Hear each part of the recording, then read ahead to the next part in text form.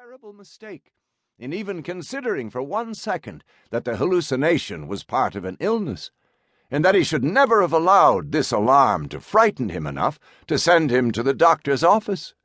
He should have thought of it as an advantage. He was completely alone now, and it would have been nice to repopulate his life with people he had once loved, regardless of whether they still existed or not, for however long he had left on this earth. "Your symptoms suggest—" He did not want to listen to the doctor, who had an uncomfortable, pained look on his face, and who was much younger than he was. It was unfair, he thought, that someone so young would get to tell him he was going to die. It should have been some gray-haired, godlike physician with a sonorous voice, weary with years of experience, not the high-pitched, barely-out-of-elementary-school man rocking back and forth nervously in his chair. He hated the sterile, brightly lit office, with its framed diplomas and wooden bookcases filled with medical texts that he was sure the doctor never opened. Adrian knew the doctor was the sort of man who preferred a couple of quick clicks on a computer keyboard or a BlackBerry to find information. He looked about and thought the office was oppressively clean and orderly, as if the natural messiness of a fatal illness wasn't allowed inside. He looked past the man's shoulder, out the window, and saw a crow alight on the leafy branches of a nearby willow tree. It was as if the doctor was droning away in some distant world that, as of that moment, he really wasn't much a part of any longer. Just a small part, perhaps, an inconsequential part. For an instant he imagined that he should listen to the crow instead. And then he had a shock of confusion, where he thought that it was the crow that was speaking to him. That, he insisted inwardly, was unlikely, so he dropped his eyes and forced himself to pay attention to the physician.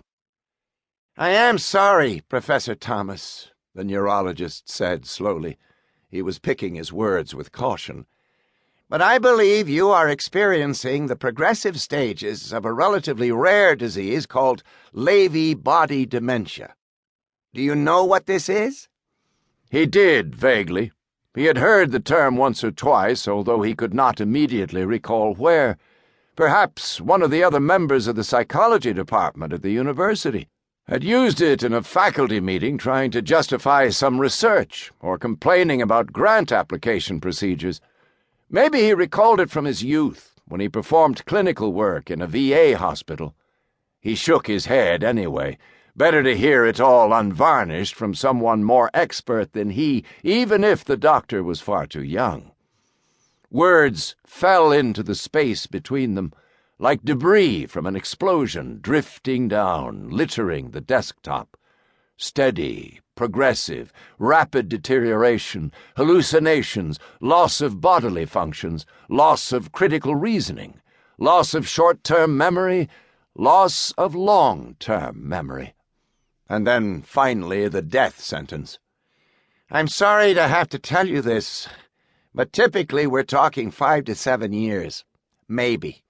And I believe you have been suffering from the onset of this disease for some time, so that would be the maximum.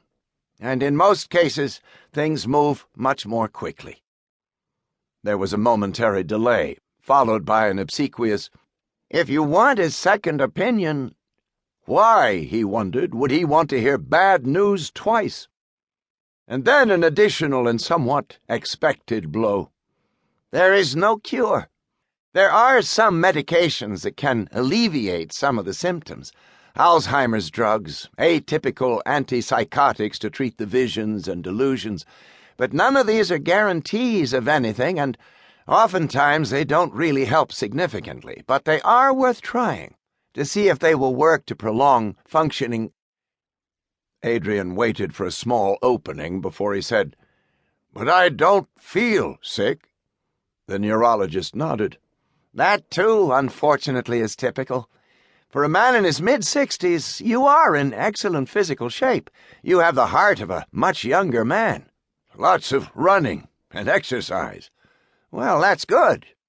"So I'm healthy enough to watch myself fall apart, like a ringside seat at my own decline?"